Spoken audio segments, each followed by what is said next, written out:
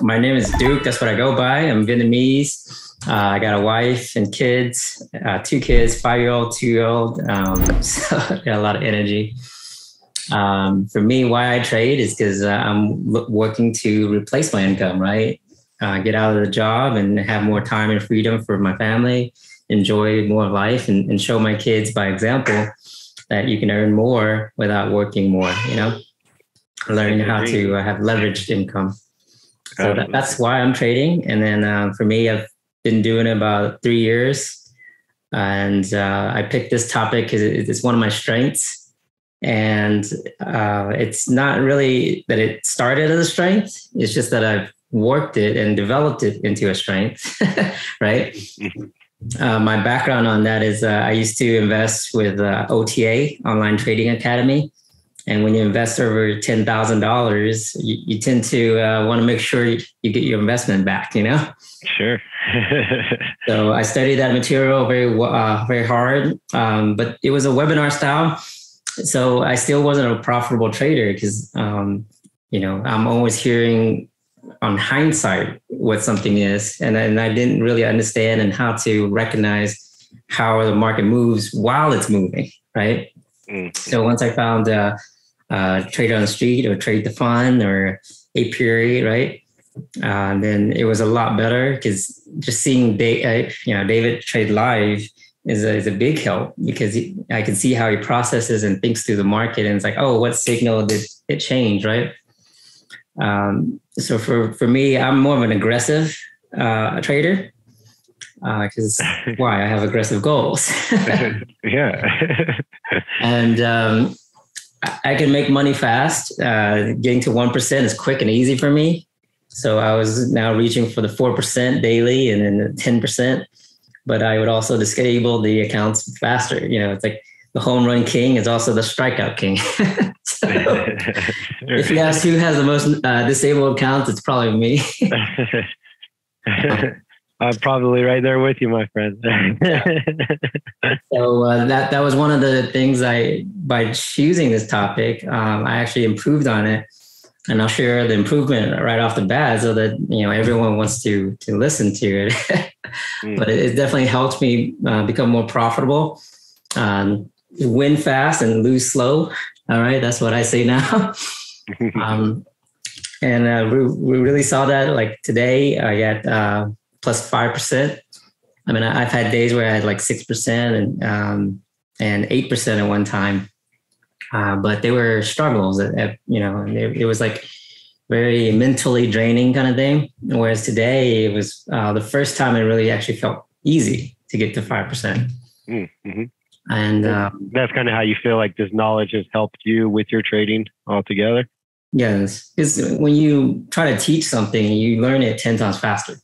Sure. And when I was going back to the basics and going back to the fundamentals, I wasn't entering at the wrong times anymore. I would actually be patient enough now to wait, because I'll be like, let's say the market is falling and I want to sell. Well, there's a time to sell, because if you sell at the wrong time, it's going to go against you. And so that's why understanding how the market moves will be effective, because now you actually are confident to put on the counter trend, right? So market is falling, but you're actually buying. Because why? In that pulse that I'll talk about, its market is going up. Okay, so that's what I noticed, was that now I was more confident about when to switch and when to get out. Okay. Nice. And so that's what has made me a lot profitable. And like even right before this session, I got 0.07% positive, in just about an hour. But I wanted to close out all my trades, so I don't want to focus here, right? Well, okay. No, we're excited, man, and I appreciate it. And again, this is just it's a learning environment, right? Learning through teaching, and so no, we're all excited to have you present, my friend. So take it away. This is great because if anything, I want to learn how to be more aggressive, because I'm not being aggressive enough. So glad to be here. Thank you. Yeah, and we can kind of cover, what, how others, maybe at the end, how others can maybe implement this knowledge into their own trading, right? And, exactly. and help us all out. So So throughout the presentation, I'll try to make some analogies to kind of help explain things. And I know there's a different levels of traders. So I'm going to stick just to the basics, and I won't cover like indicators or anything like that. This is more like the fundamentals. Because once you stick to the fundamentals, then everything else just begins to align. Okay. Love it. But just to remember, like this is basically 3 years worth and over $10,000 worth of investments. Like 30 minutes presentation. Okay. So if you're listening, are you asking for tips? No, I'm just saying, hey, this is the value of it is well worth it. Okay. Sure. But the point is that if you're hearing any information and it's like too much information, don't be paralyzed by it. Because the analogy I use is it's just like driving a car. When you first drive, everything is like two hands on the wheels, look at this and look at that, pay attention to this. It's like, oh, wait, and like, oh my God, I'm so scared to drive. But after 6 months driving, like one-handed, watching something, listening to the radio, you might even be on cell phone. We do not condone driving and using your cell phone. Exactly. The point is that after you're getting comfortable with it, you're more intuitive about it. You don't think about it. Like you don't have to think to hold the steering wheel a certain way or when to brake and stuff, right? It becomes more reactionary, intuition. Right. So, like in nature. The whole point of this presentation is to raise your awareness and not so much paralyze you with details. Okay. Noted. And let's get started then. So the basics first, okay? The market has pulses, kind of like a heartbeat, right? It moves up and moves down and it oscillates back and forth. Okay. So some of the common terms, if it goes up, people use buys, bulls, and support, right? Why do we say it's bullish? Because bulls have horns and the horns point up. So that's how I remember it. And then if the market's going down, right, that's the sells, it's bearish or it's resistance. Why? Because bears have claws and they're going to claw you to death, right? Claws go down. Okay. And the fundamentals you want to realize and understand is price cycle. So PC here is not for personal computers, okay, for the tech nerds, like Josh. Oh, Josh isn't really a tech nerd, but he's in the IT industry. Okay, I'm just putting PC for short, but that's how many pips a market will move up and down before it is likely to turn. And then time cycle is the same thing, but it's in time. How many minutes, how many hours, and how many days is going to move. Okay. And the support and resistance levels or zones is where market is likely to turn. So any questions so far, or is this kind of like straightforward? Just keywords, right? Definitions. Mm-hmm. Make sure there's no new traders. Mm-hmm. So the next is the time frames, because this is going to be important, especially once you look into a market trend. Okay. So lower time frame is the smaller intervals, like minutes, 5 minutes, 15 minutes. And higher time frame is your hour, 4 hours, daily, weekly, monthly. Those are your higher time frames. Okay. And as a rule of thumb, the higher time frame always wins out. Okay. Support and resistance, it's the first thing is to understand levels, right? When the market moves in one direction, one side is overpowering the other. And so you want to find support and resistance levels. How do you find that? You look for where the market has previously turned. So in this case, I'm showing some examples where it's strong turns, right? And it's like a stair step. And you also look for opposing candles where it kind of is just back and forth action, undecided. The fighting back and forth, the bulls versus the bears, right? And that's kind of where I highlighted in the blues. I don't know if you can see my mouse. Yep. Okay, back and forth kind of thing right here. Why? Because it wants to either drop or it wants to continue and hold that level, right? So this is your support and resistance level right here. And what's the difference? Well, it's simply relative to the current price. Okay, if you look at the current price and it's below the level, then that level is now your resistance. But if it's above the level, then that's your support. Okay, so if prices falls to that level and it's support, it's likely to break or bounce up, until it breaks down, right? And support and resistance is used interchangeably because, again, it's just based on where the price is relative to that level, right? So what was once support will then become resistance when it breaks. Okay. Any questions so far? Or we're all good? This is just basics. All good. All right. So now you have the major levels versus the minor levels. Okay. And this is where it's important because sometimes you're expecting it to turn when it just completely passes through it and continues that momentum. Why? Because you're not at a major level. You're actually at a minor level, okay? A major level is where prices really stay above and below that. And so in the red here, you can see it's very clear, right? But in the pink here, you can see it passes through several times. And then it, like right here, it was resistance, drops, comes right here, stalls, bounces just a little bit right here, but it continues. And then right here becomes support now, bounces up, but then right here doesn't hold, completely passes through. And then right here, it becomes now your resistance and it reverses, you see? So when you're at these levels in the middle, you want to just pay attention because the price action is, it could reverse or it could continue. But when you're at a major level, the likelihood is that it's more going to reverse. Does that make sense? Yes, sir. Okay. Now we get even fuzzier. Okay, now we have support and resistance zones.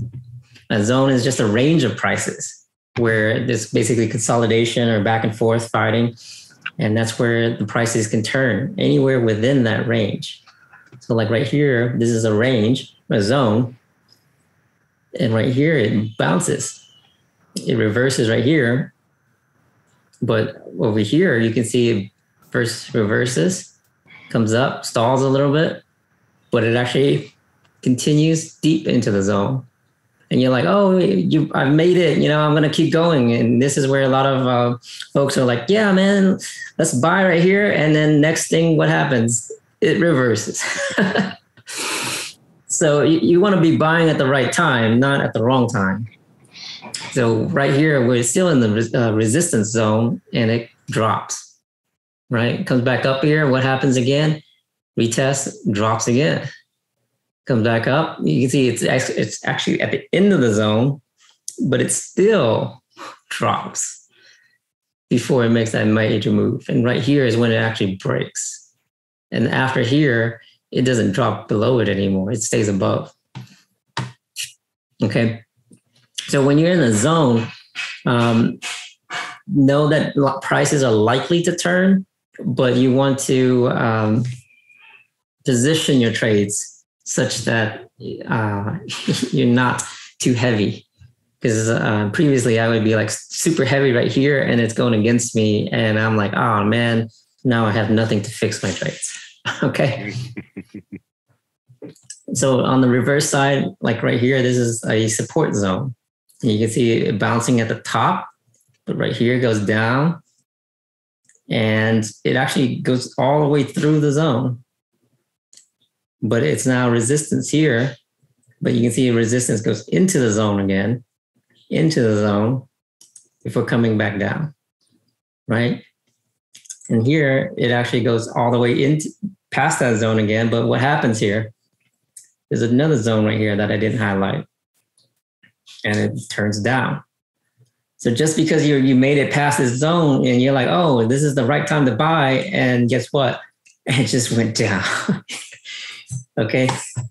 So by doing this training, I got a refresh of this thing and a reminder, hey, don't buy at the top at a resistance zone. If I'm buying, I got to buy light in case it goes against me and get out quick. Okay. If I'm buying, the more opportune time would be like right here, or down here. And this is where normal traders are scared to do that because why? It's like, oh man, the prices are falling so much. I don't want it to continue against me. They're too scared to buy. And that's what I was before. So the whole point here is if you're too scared, then buy light, start light. But now because of doing this training, I know when to get heavy. So right here would be the best time to get heavy because look at this huge run up. That's huge profit. But if you're light, then you barely made any profit, right? And so your trading, your profits are going to be slower if you don't know when to go heavy. And that was one of my biggest weakness before doing this training was I would go heavy, loading up on trades at the wrong time, and it goes against me. And I'm now like I made 2% and I gave back 4%. Now it's like, no, I'm keeping the money. Okay. And like Dave taught me, it's like I'm pimping it out in the sense of put in money in my pocket, put the money in my pocket. Oh, yeah. I think I've heard David say that before. Oh, no. Jimmy taught me that one. Put it in my pocket. Put it in my pocket. Put it in my pocket. Yeah. In the big pimping. Duke the pimp. Yep. Market pimp. Put it in my pocket. All right. So now let's get into the trend because this is what everyone talks about. Like, hey, go with the trend. And how do you even recognize the trend? So instead of sideways consolidation where prices are flat, right? It's now leaning in an up or down. So in an uptrend, you get higher highs. So these would be your highs right here. You see it's going higher. That's higher highs. And then your lows, which is your pivot downs here, are also going up higher. Okay. So downtrend, it's going down higher or lower highs, right? And then your lower lows. Any questions so far? Or this is all like just basics, right? Very fresher. It's good to have though, for sure. Definitely always good to have that refresher on these fundamentals, right? So. Yeah, sometimes you have to remind yourself there's stuff you've forgotten or you get too far one way. It's like, oh yeah, that's where we came from. Right. Mm-hmm. So now this is where you recognize things. Okay, because the trend and the time frames now comes into play. Okay, and this is why trading can get tricky because people are like, oh yeah, it's an uptrend, but doesn't mean that you should be buying right here because prices just went against you. Why? Because in the higher time frame, which is highlighted in blue here, it's actually one way. It's an uptrend here, but in the lower time frame, it's down. So should you be buying right here or should you be selling? See? So if someone's saying, hey, go with the trend and buy, well, that's for beginners, but you should know when to buy. For more advanced traders, like right here, I would be selling. I would take the opportunity, be selling, and then get it back into buys down here, right? And if you look, this is an oscillation. It goes up, goes down, goes up, goes down, up, down, up, down, up, down, up, down, up, down, right? Because if this was going up and it's a trend up, well, it's like breathing. If you're saying breathing, like going up is breathing in, what happens if you breathe in and you just hold your breath? At some point, you're going to pass out. You're going to collapse. Okay? And what happens if, let's say, trend goes down, that's you're breathing out. You breathe out, and now you're not breathing in. You're going to die and collapse as well, right? So that's why when the market goes major highs, all these economists and stuff are talking about market collapse. Oh, we've got to do something to fix the market because it's going up so much. It has to go down. It has to breathe in the opposite direction, right? And if it goes down so much, it's the same thing. It's going to collapse. Hey, we got to fix the market. It has to go up again, right? So if you just recognize these pulses, then you would know when to buy and when to sell. Okay. I really like that analogy. I mean, we all breathe, right? And so I think that's a way that I'm going to start to try to implement this knowledge into my own trading is just with that analogy. I think it's fantastic being able to, breathe in, breathe out, right? And have the right time to be able to buy and to sell. And so, I really like that.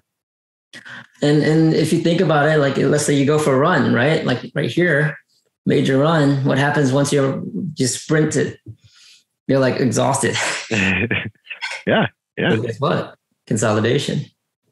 And then you go for your next sprint, and then guess what? You're exhausted in some consolidation.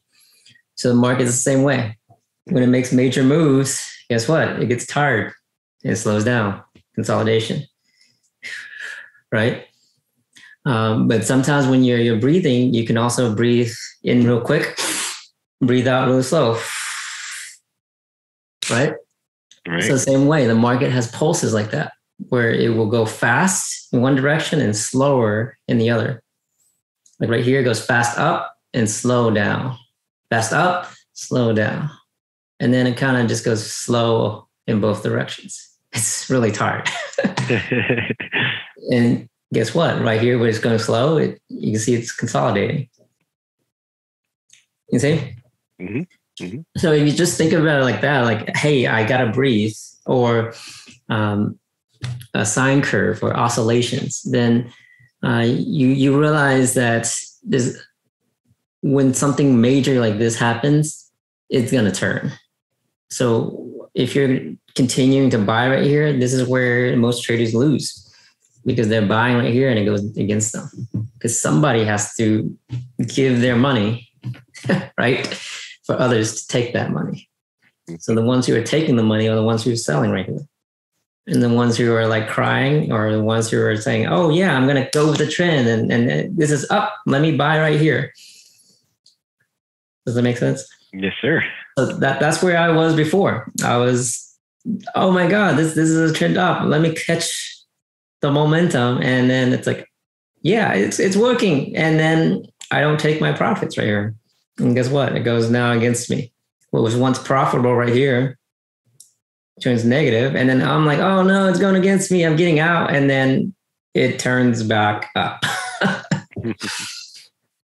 So I was getting out of trades at the wrong times. I was, instead of trying to save it or, make it into a smaller loss, I was taking the major losses, giving back to the market lots of money. So what is your recommendation, Duke? What was that? What's your recommendation? It's just learning these fundamentals. Because if you're seeing a major run like this, prepare for a turn, right? Instead of continuing. And this is what Sean does. Okay, but right here you can see major run, it prepares for a turn, and it does turn. But if you think, oh, it's turning and it's going to continue, well, this is where you keep selling, and it goes against you. You got to know when to sell and when to buy, right? Hey, Duke, in your techniques, are you using primarily support and resistance? Or are you looking for reversals, like some combination of both of them, as far as when to get in, when to get out, or thinking when the pulse is going to change? Exactly, both. Okay, so I'll cover it later as far as like when something breaks and when it fails or continues. Okay, but really the market, the fundamental of the market is support and resistance. Okay, demand and supply, or supply and demand, right? If you just go back to these fundamentals, everything just seems to click. All the indicators are meant to just show you these pulses, right?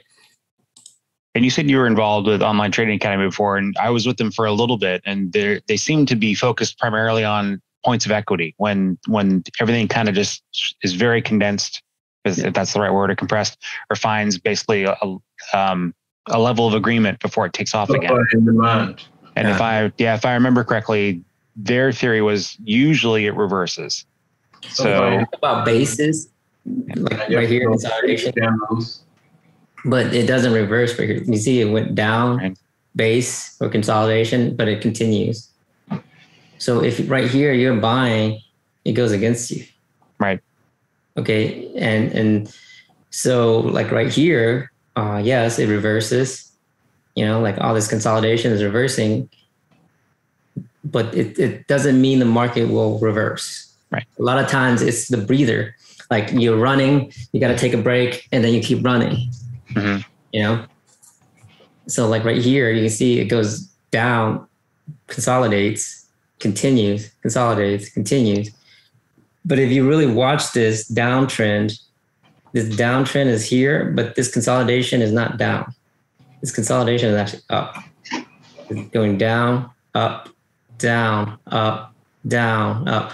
And this is what I was talking about, the breathing, like, hey, I'm going fast in one direction and slow in the other. I'm breathing out fast, breathing in slow, breathing out fast, breathing in slow, right? And when does it change? Right here. So this is where it reverses.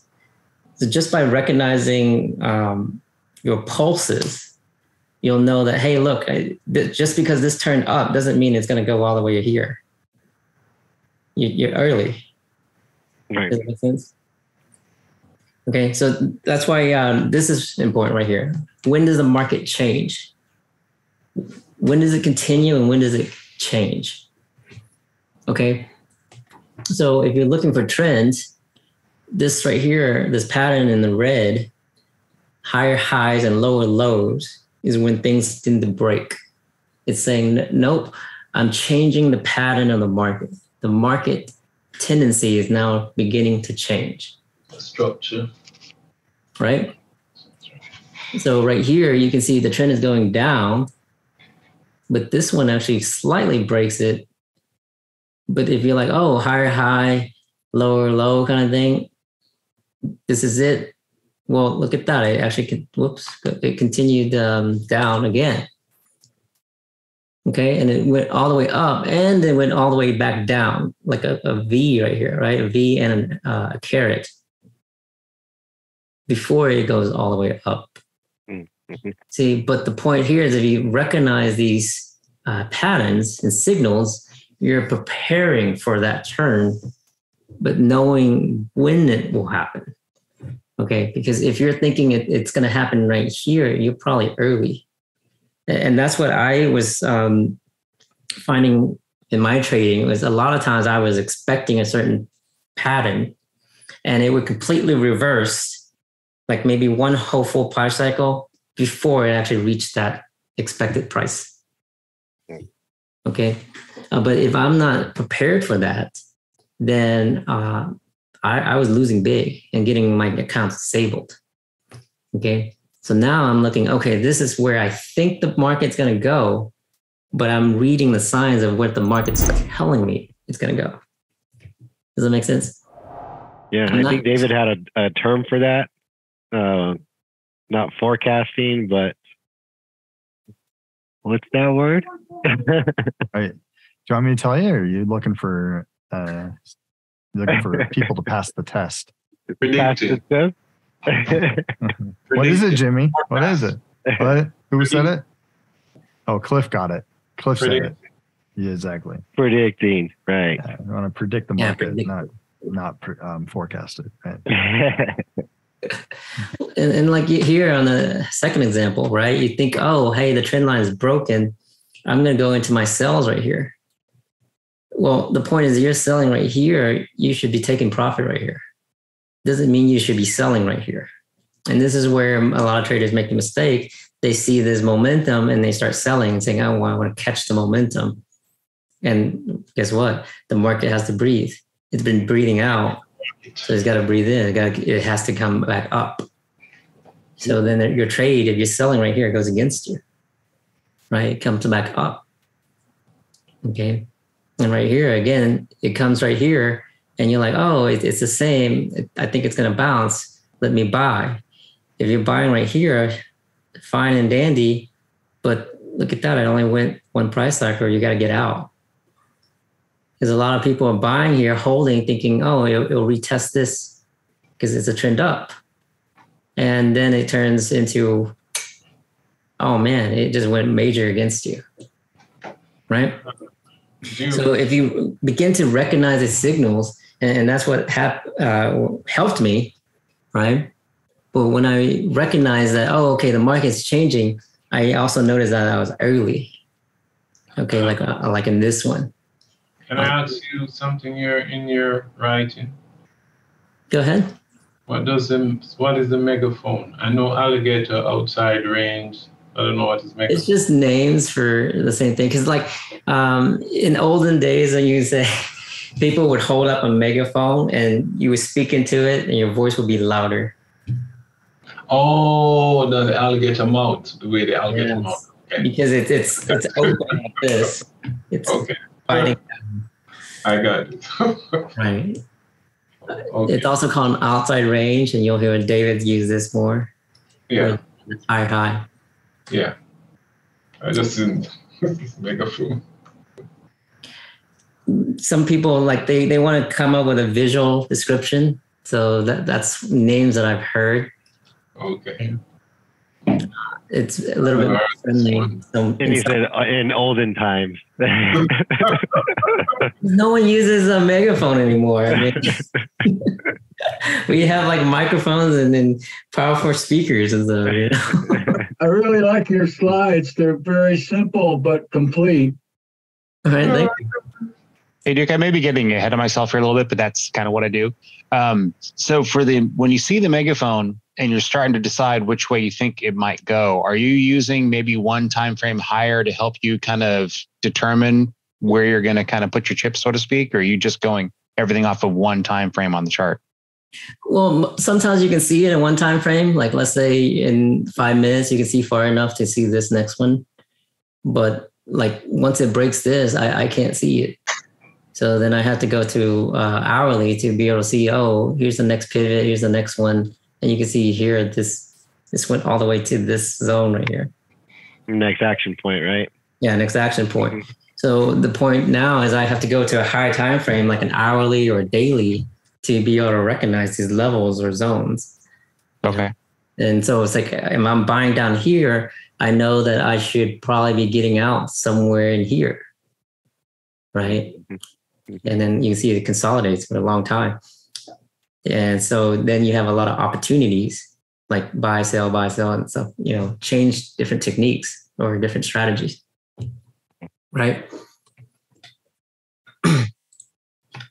And here's the next version of when the market will change is when it begins to slow down, right?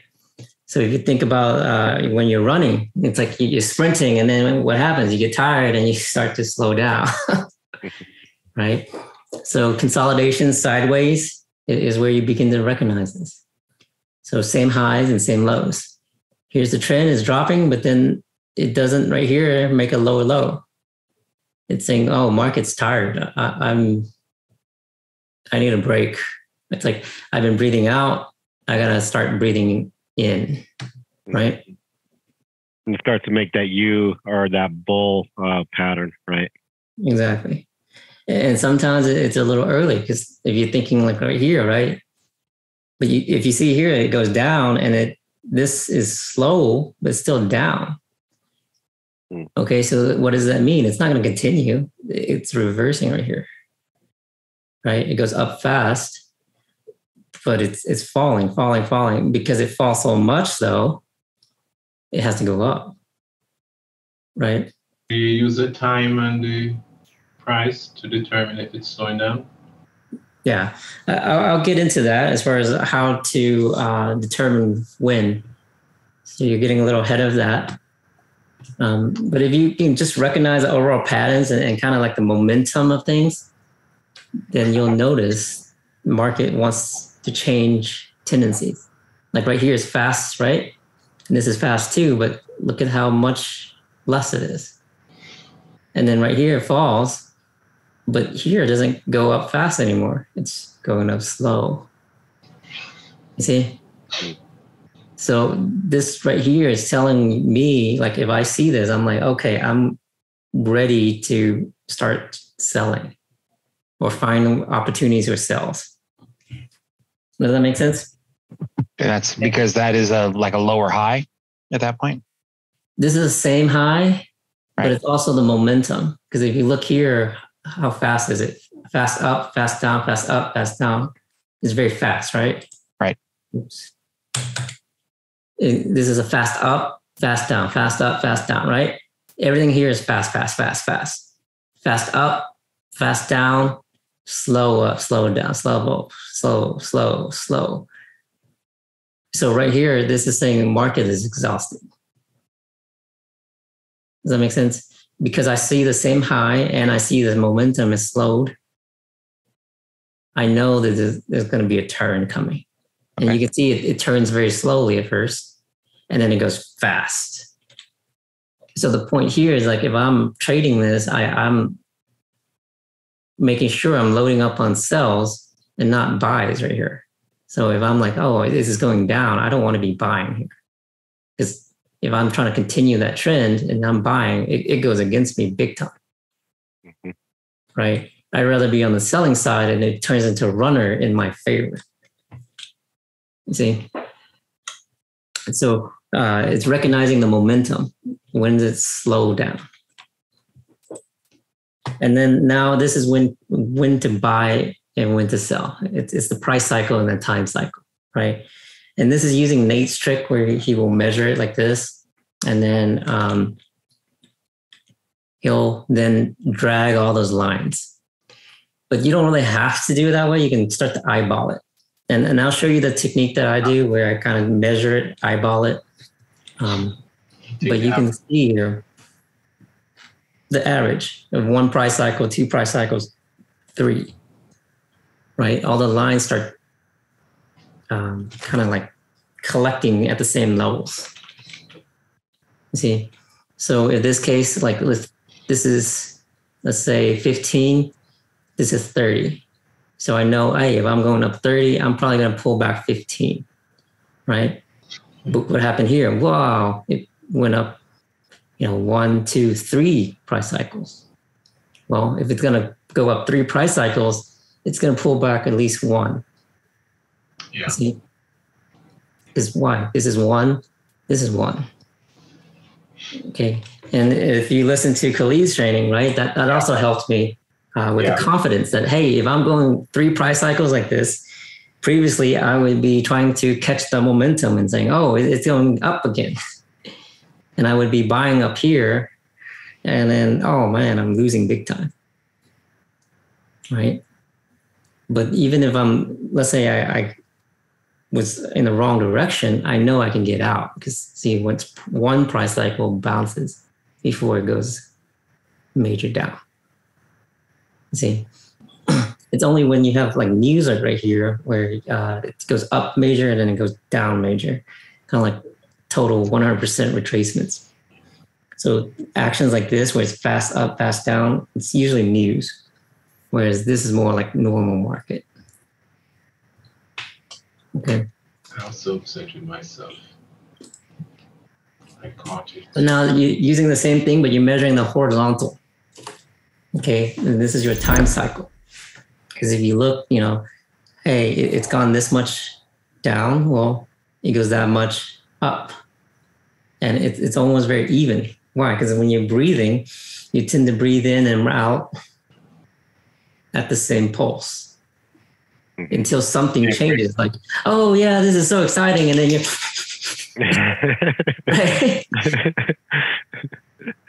Okay. So the time cycles also matter because then if you're measuring this stuff, you're like, okay, this is where it's likely to turn. And let's say if this is going up, well, you don't want to be buying at the top. Then you can use the price cycle and time cycle to wait it out and say, this is probably where it's turning. Okay, I really see the momentum slowing. Let me start entering at that point. Does that make sense? Yeah. And this will allow you to give that confidence of when to enter and also when to exit. And does that speak to the elasticity of it? Like, for example, with the price cycle, the further it goes in one direction, the more likely it's going to reverse. Yes. At least one. And the time is the same way. The longer it goes in one direction, the more likely it's going to go in the next way. Exactly. At least one price cycle. Yes. So like right here, major one, very long, one price circle, but just as long. See, this one's going up fast. This one's just a little bit slower, but about the same time cycle. If this was one time cycle, this is 2 time cycles. Why? Because this is a slowdown. Or price cycle. Right. How many cycles do you go back from your present moment to get your average? Or are you even averaging them together? Kind of I'm thing. just averaging based on what my chart can show. Okay. And you don't have to average so long, and unless you're like a swing trader, right? Most recent. Yeah, most recent. Because the market has different pulses on different times. Like during overlapping sessions, it's going to be faster than, let's say, at night when there's only one session open, right? The Asian session. Yeah. And then now we're going to get more detailed and get into the candles, right? The price points of the candles, because it actually tells you a lot if you are looking for those signals. Okay. So the wick is just this top stuff right here, or the bottom one. So it's from the high to the top of the body. That's for a high wick, and then low to the bottom of the body, right? And your close, based on when it opens and where it closes, it's an up candle or a down candle, right? That's just the basics for new traders. But this is really what you want to begin to recognize, is that wicks at the bottom signal buying pressure. Why? Because the prices has, let's say, dropped, but there's enough buys to push it up right here to close. Not only that, but let's say it opened right here, went down, it pushed all the way up like this. That right there is buying pressure. It's overcoming the sells. Does that make sense? Okay. So when you begin to see things like the wick at the bottom, you know, oh, hey, look, my buys are entering. I should probably look at getting out of my sells. Or, hey, this is beginning to stall. This is slowing down. I should probably look at taking profit. And like, let's say, take the profit right here, recycle your trade and re-enter if the momentum continues that way. Right? It's just being more opportunistic. And if you're a scalper, then great, because this right here could be a 2-pip scalp, high probability. And then even though the market moved 2 pips, you put on 10 trades and you got 20 pips, right? So on the reverse side, wicks at the top show selling pressure, okay? And this is what I like about Sean's live trading, because he talks about this stuff. And then he recognizes signals early, and he's like, oh, the market is probably going to do this. And then, oh, it didn't break this. It's now probably going to do this. Okay. Tail and the tail. What was that? Tail and the tail. Yeah, I learned to recognize the same signals then. Okay, and now we're going to combine it all. So this is where I'm going to use TradingView, just because it's a little bit easier to link. And sorry, I have everything in dark mode. It took too much to reconfigure. So you can't see, then forgive me there. And I have green for up candles and red for down candles. So hopefully the color coding helps you. But I have here 4 time frames. So your faster is at the top, 5 minutes, 1 minute on the right, daily over here, and then hourly. Okay.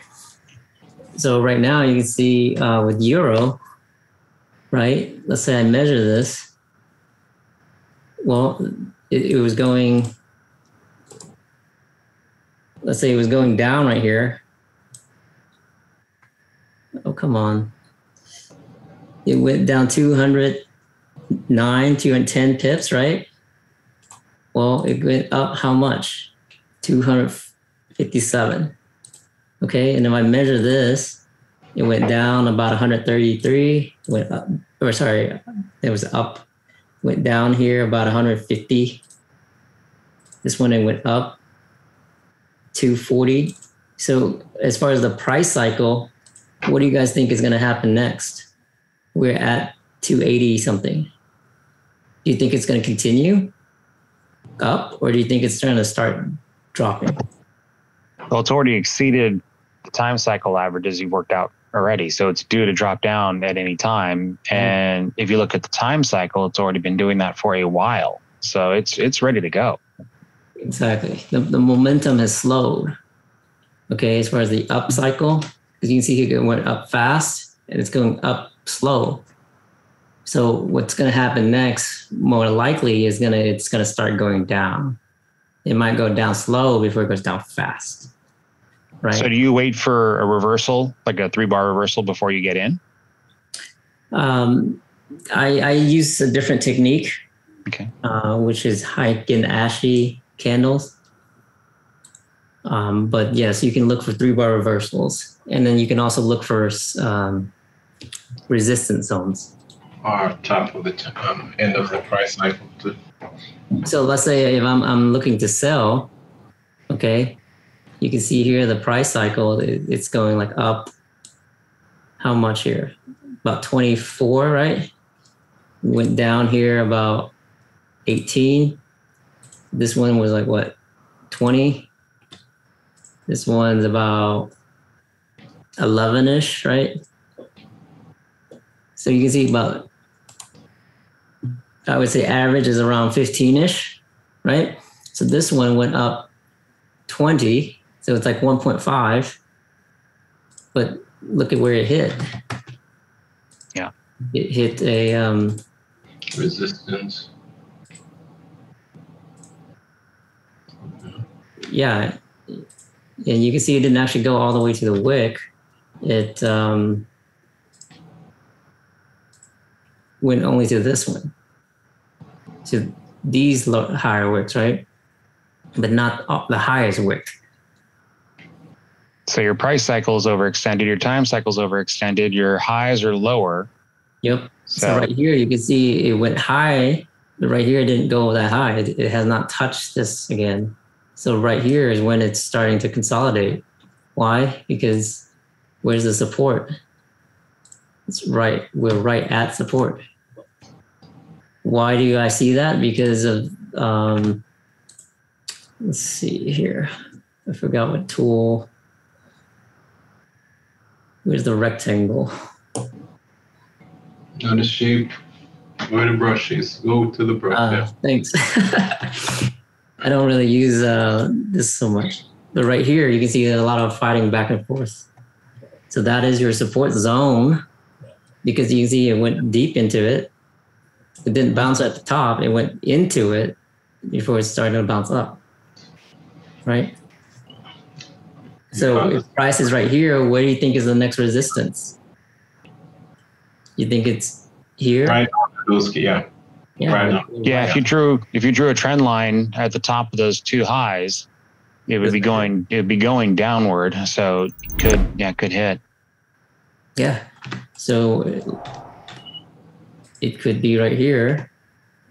It could go all the way to there, or it could go, like you said, the trend line.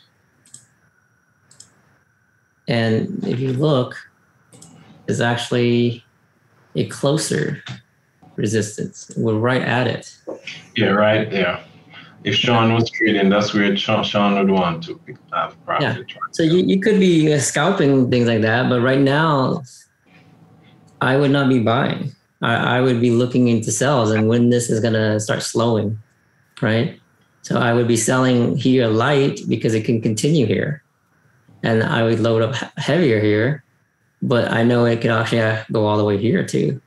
then, Duke, is that kind of like we were talking about megaphones before? It's kind of going reverse. It's compressing, reverse megaphoning, whatever I call it. I mean, sometimes you kind of have to wait for that to pop, right? So if the highs are getting lower and the lows are, and the bottom end is getting higher, it's winding up for something. I think. I mean, that's kind of always been the impression that I get. It's a slowing momentum where you have higher lows and lower highs. It's compressing, like you said. Some people call it a wedge, right? But that's what I was looking for. Thank you. Yeah, wedge. But you don't know which direction it's going to pop. Yeah. Right. That's the only danger with wedges is it can pop either way. It could like a big zit down, or it could actually go like this. Exactly. I love that analogy. I'm still in that.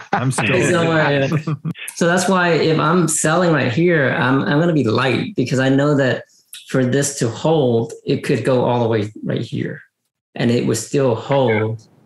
But if it breaks this, there's a chance that it's actually going to continue up. So I'm right here. I'm going to be looking for ways to exit, right? So, and I really like what you said there, recognizing the momentum, right? And also one of my biggest takeaways right now is the position, right? Positioning your trades, correctly. This is where I would go light, right? This is where I think about heavy. And it seems like, and maybe you can expand, but more on recognizing that momentum, right? Altogether. Exactly. As a conservative trader, I would wait to see which way it goes. But you said earlier that you're super aggressive. So would you be setting up what buys and sells on either side of that to kind of trap it, or would you just wait to see what it does and do market trades, or what would your approach be as a super aggressive trader? Well, it depends on how you take your target. But let's say you want to start selling. So this could be one level, this is another, but then you have to realize it may go against you. So then you're now looking at, well, where's the next action point? I can't even see it on my hourly. Right. So on my daily, well, look at this. We're at a major resistance. Yeah, you're at a major resistance, right? But where's the next one? It's probably up here. So then you measure that, right? You measure this, it's 43 pips. Okay. But is this really going to be holding?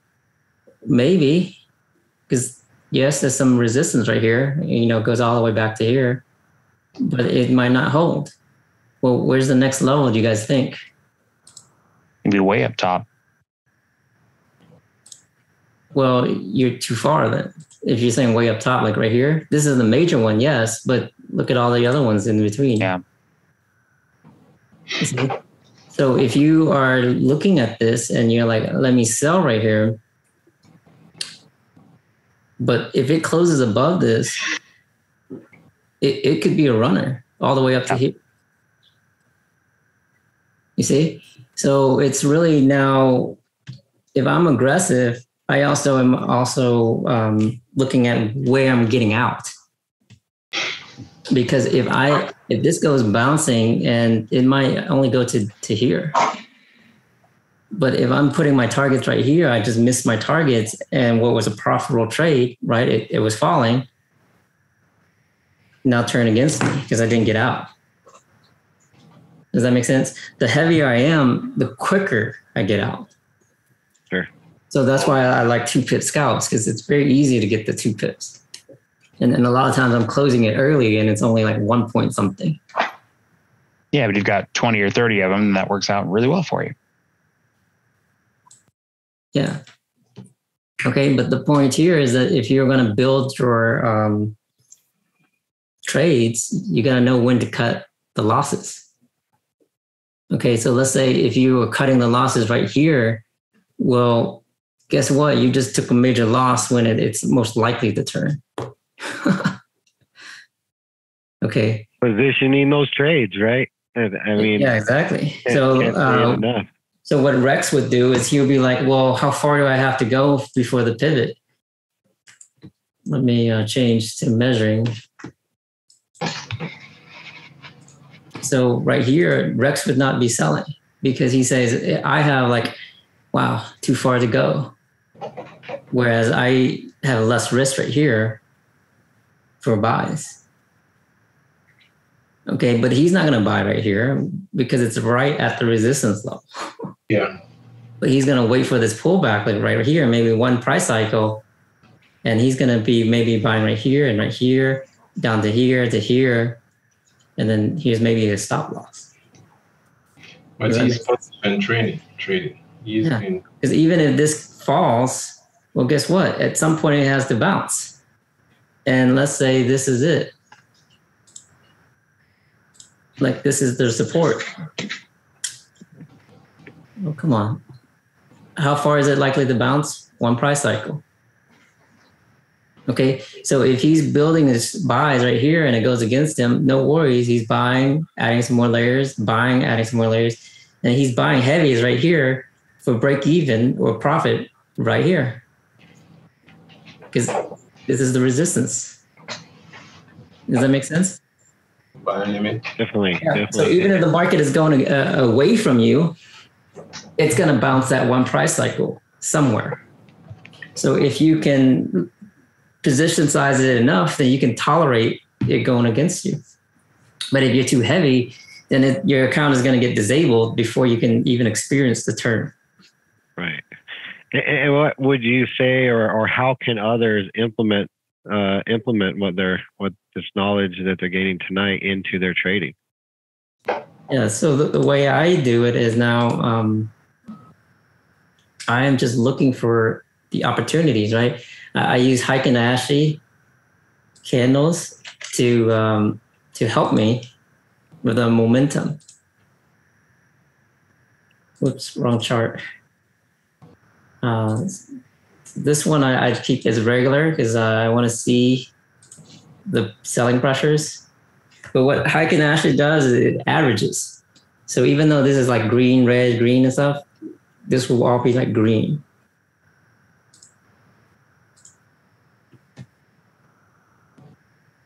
You see here, it's all green, green, green. It's showing momentum. So what I learned from one of the videos that someone shared is like when you have no wick at the bottom like this is very strong buying pressure. Mm-hmm. Okay, so right here you can see it's weak buying, but the moment you have this candle, and guess what? You're at a support, right? Support, it's turning. I would be buying and I would now be loading up on buys. So I would know, let's say, here's my candle. It's gone up like this. I'm not going to buy heavy right here. Does that make sense? Because the prices are likely to come back down. So I'm waiting for that pullback. So right here is resistance. Right. Okay. So I might, if I'm impatient, put one buy right here. But I've learned to wait. So I'm not selling right here, but I'm patient enough to wait for that pullback. And right here, I'll be adding my buys. Oh, it can use against me, adding more buys. And so now I'm layered that I'm heaviest down here. And guess what? It goes in my favor, right? And where does it slow down? Well, resistance. You see? So if I'm looking at the most opportune time, I'm getting out right here. Okay. At the body right here, not here, right? Not here. I'm getting out at the very start, and this is my max profit. Because guess what happens next? It's beginning to slow, and right here it even has to stall. It goes all the way down. But if I'm getting out right here, and I think it's continuing, I could get in right here again for buys and load it up, extra profits. You're buying heaviest at the bottom because you're a trade. Exactly. So here I'm buying at the bottom, not at the top. Okay. And getting out. I'm saying you're buying heavily down there because you're a trend trader. You're not a counter trend trader. I'm not trend. I'm finding those runners, but the point is I'm fading. So if I were to let's say I were to enter right here, I'm like one trade, then I go 2, 3, 4. I should be heavy here, like to fix my trades, right? So then I just simply took that and say, well, you know what? Let me just wait for the opportunity and put on like 5 trades right here or 10 trades down here. Because this is my strong signal that, hey, this price cycle, I've got room. You see? That's what I'm saying. You're a trend trader while you're heavy down from down here. What was that? Say it again. You're saying that at the bottom here, you'll put on most of your trade, you're heavy. I'm saying because you're a trend trader. If you were counter, then you wouldn't be putting heavily here. I wouldn't say I'm a trend trader. I'm trading the cycle. That's what that's one of my biggest takeaways, right? Yeah, the cycle. Okay. Yeah, because right now this is up, yes, but if this was going down, okay, like right here, the trend is up overall. You agree? But this is a down cycle. Why should I be buying here? I'm missing out on these sales. Okay, so if I clear all my charts,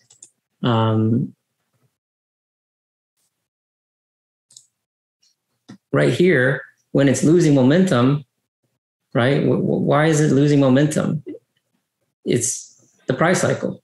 See, look, one price cycle, 2 price cycles. What's most likely to happen? One price cycle down. Yep. Right? It could go 3 price cycles, but I'm looking for this signal right here. So this signal with this Heiken Ashley candle tells me, hey, look, momentum has slowed for the buys. The sells are coming in. If I'm selling right here,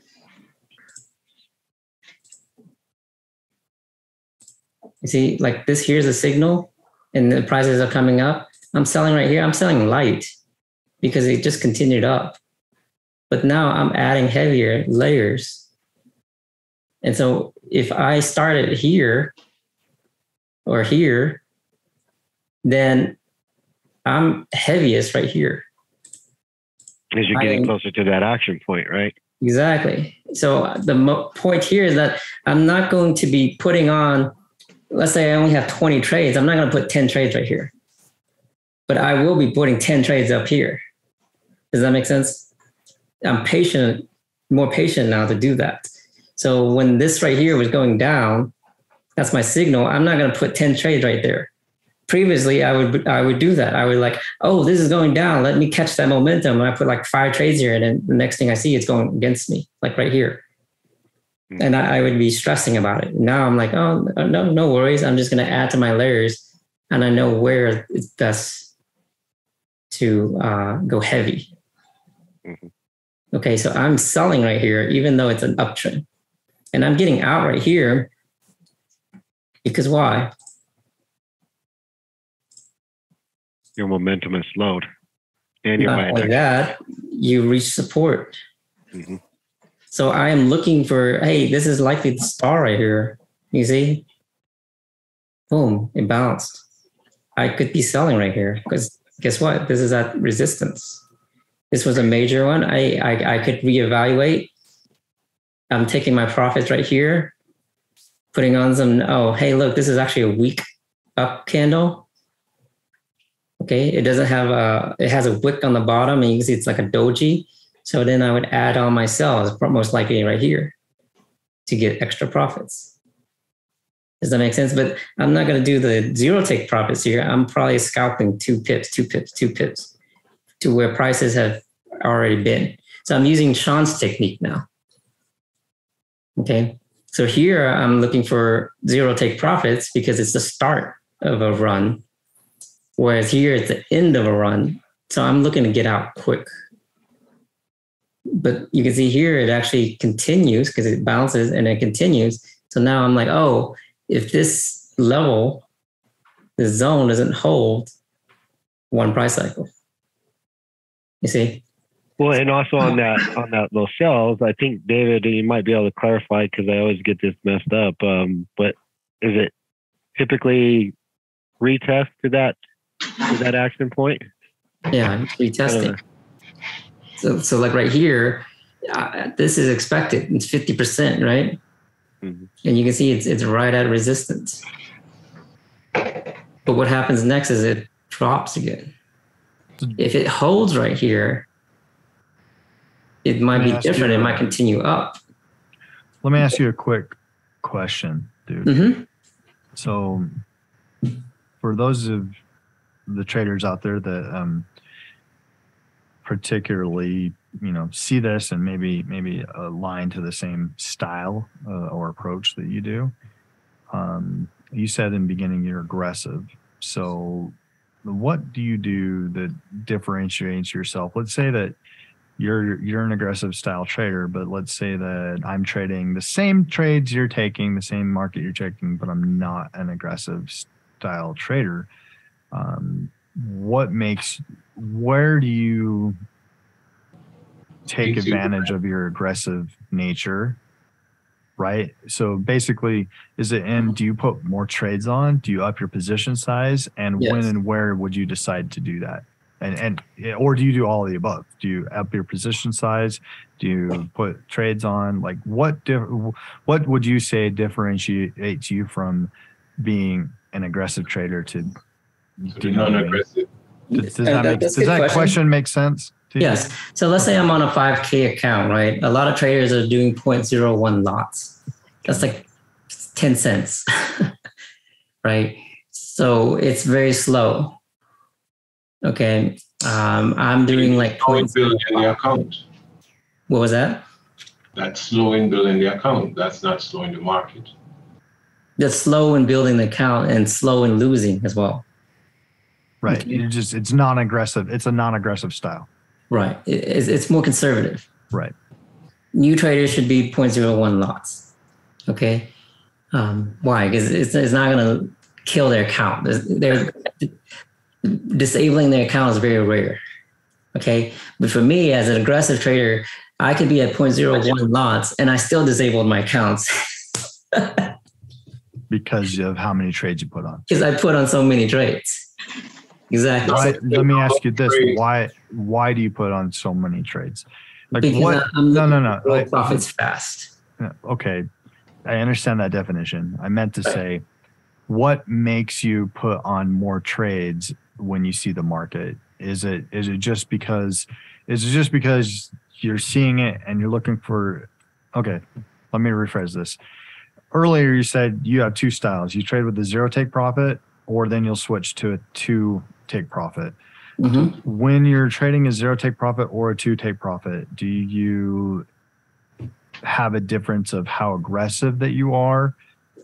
Like if it's a 2 take profit, you know that's more likely to hit, so that you, instead of putting a 0.25% on, you may go one lot. Where if you have a 0 take profit, you may let your 0.25% run a little more. That's exactly, you know what I mean? Right. Yep. So I'm just trying to get to the differentiate when your different styles. Yep. When would you go aggressive? When would you stay the same? All that kind of stuff. Do you know? Does that make sense? Yes, exactly. Okay. So let's take this one as an example, right? Right here, where if I saw this, I'm like, okay, this is at a resistance zone. It's end of a price cycle. I'm selling, right? I would have 0 take profits here, but I might only have like 0.5 lots. So that's, if I'm 0.05 lots each trade, that's 10 trades. Okay. And I'm distributing it like heavier up here, lighter down here. But clear some of this. The moment I see this green, I'm like, I gotta get out of my cells. I need to be fixing it. So I have enough room to add on trades. So when this is going against me, I'm now adding very heavy to get out right here, break even. Do you guys follow so far? Okay. If I don't add heavy here, then I'm not going to be able to get out. Okay. But the moment this is going actually like, oh, it's actually in my favor, I might hold on to that, or I'll take the break even and then add later on, like right here. But when I'm adding right here, zero take profits, that might be like 5 trades, 10 trades. I rather get out fast. So the more trades I put on, the faster I get out. Okay. I have a question, Duke. Because you're heavier, is that right? Correct. What was the question? So you were showing where it went up, you would get out. And I think I've seen you use stochastics before to kind of, time your, like if they're over, so let's say in this case, they were overbought. Why would you get out and not try to wobble out of that trade instead of like, oh, I'm out, when like in that example, or I'm sorry, the last chart, it just did a little pop up and then turned down. Where would you say I'm getting out, and where would you say, well, no, I'm going to wobble out of this? Well, it depends on how far prices go, right? Because let's say in this case, let me find where it was. It was. I think that was it, actually. Somewhere in there. So I think it was this one. Okay. The point here is that if I am selling right here and it goes against me, I'm adding layers to fix. So I am basically wobbling to get out, right? In case this breaks this and it's a runner up. Because this right here is 2 price cycles, it could turn into 3. Does that make sense? Mm-hmm. So if I'm adding right here, I'm looking to get out right here because I'm pretty heavy right now. This might be a zero take profit. Once I see that net profit, I'm closing off. So you're pretty heavy. When you say heavy, because you would have seen, I also trade with the Heikin Ashi. So you'd see the turn there, red, and you'd go short. Are you heavy? You're saying I'm heavy there. Are you heavy at the beginning, or are you going to be heavy? I'm heavy here to fix. So like if I put on 5 trades right here, I'm like 10, 15 trades right here trying to get it break even. So you're not going to wait. So you're not going to wait for the Heikin Ashi to turn back in your favor to get heavy. You're heavy. It showed, at least kind of what it appeared to me, was you were getting heavy on the retrace, even though they were green. Exactly. So even though this is green, I am adding, because if I wait for the Heikin Ashi to turn red to add, see, I didn't make it. And what happens if this doesn't actually turn red and it goes into a 3 price cycle? I'm in trouble. Does that make sense? So what I'm doing here is, let's say I'm light. Where's my trade? So I'm light like this, and I'm heavy right here. And this is like my cutoff, because once this goes above this, what I'll actually start doing is I'm going to load up on buys, as many as I can, to fix once it goes up 1 price cycle. And then I'm loading up on sells so that I can get out break even right here. So I am counter my trades. If I'm selling here, I'm buying right here. Because if it closes above this pivot, it's likely to run up. Does that make sense? But here it holds this pivot, right? This line of resistance. So I'm okay, and I'm getting out right here because I don't want this to certainly bounce right here. Because why? This right here is support. It comes back here and it could bounce. Does that make sense? And I've experienced that many times, because this actually is a flag structure and it continues up. Yeah, the only difference, I mean, I'm just kind of, because I trade the same way. The only thing is I wouldn't be adding heavy on the green, because I don't know that like you said, is it going to continue to go up? I would get more heavier when the Heikin Ashi turns red, because it's showing me now. And if you ever look at the Heikin, when you look at it, just look at the candles. When there's one red, statistically, there's another red down. Same thing if it's green, statistically, the next one. Of course, we never know. But if you look at these, you'll see that one's green, the next one's green, and then hopefully you get a series of other ones, and same with red.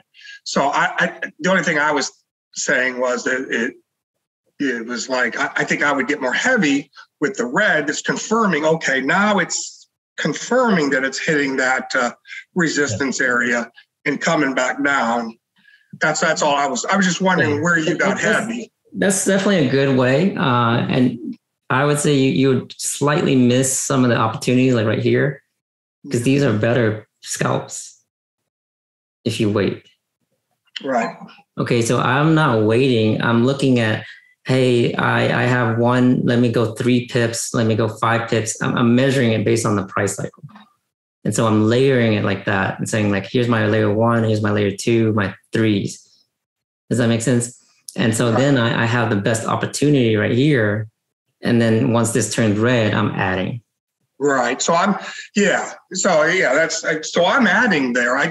You were saying heavy, where I'm going to be adding, it's coming back up to the resistance. Yeah. So I'm adding a little bit, but I'm leery because it's still green, if that makes sense. It's still green. So I'm adding a little because it's coming up to the resistance, but show me the money. It's turned red now, then I would probably add a little more. But I just want to clarify when you said you would add, bigger. So, right. Yeah, that makes sense. Mm-hmm. So that's what my aggressive nature is that I will use more of my trades. Right. More of the lot size and max it. Right. As opposed to increase your quantity. Yes, I'll increase my quantity. Not so much the lot size. The lot size, it's bigger. But if it's a big move, like this is 30 pips, 60 pips.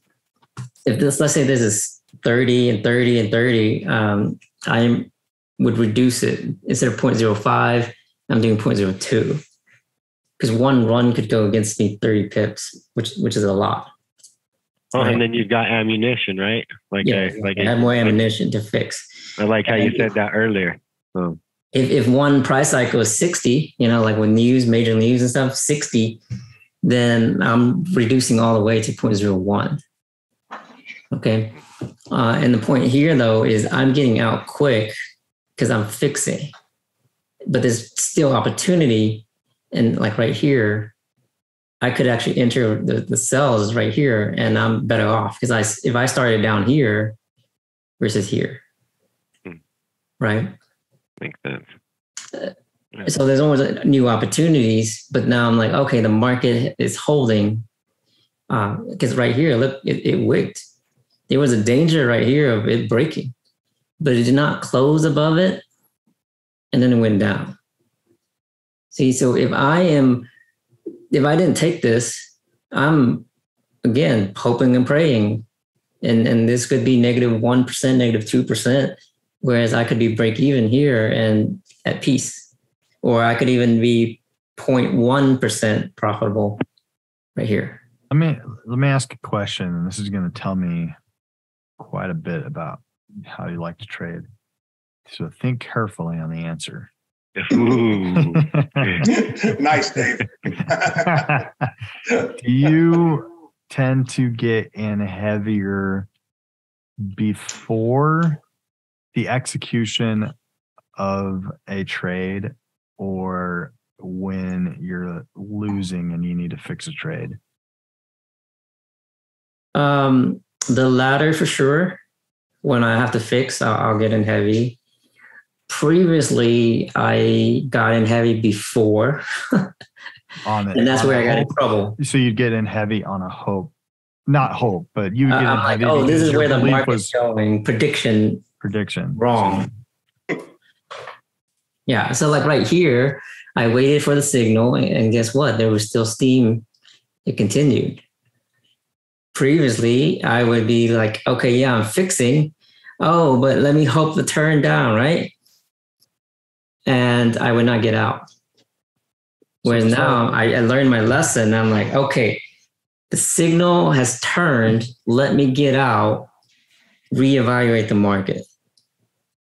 Duke, I really appreciate you sharing this with everybody. I know we're kind of over on time, but I'd love it if anybody has some last questions. But for me, one of my biggest takeaways from you doing this is that I don't know if you know this, but your style of trading is very, very similar to my style of trading. Yeah. But I think, and I'm going to be excited to get to trade with you one-on-one here this week, because I think personally, as I'm watching this, I'm like, it's just clicking with me and you're seeing things. And so I'm like, I'm kind of curious as when we get to trade together, like if I can pinpoint where your trades tend to go wrong. Does that make sense? Like everybody has a where a fail point, right? Where my failure point is. And I'm pretty confident that because of the way you look, view, and approach the market, your failure point might be the same as mine or my previous. And so I'm kind of excited to dig into that. Not that I want to focus on that tonight, but that's kind of like, it got me excited. I'm like, you really do view the market kind of with this through the same lens that I do.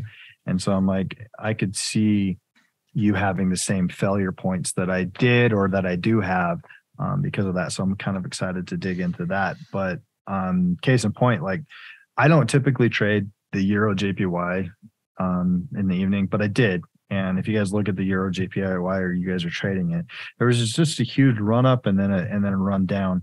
And in that run up and run down, I was able to pull out 1.5% while you're talking, right? Just in current price, right? So just right here. Well, right here, I was light on sells because or buys, I mean. So me, I was just right there. 1.5%, right?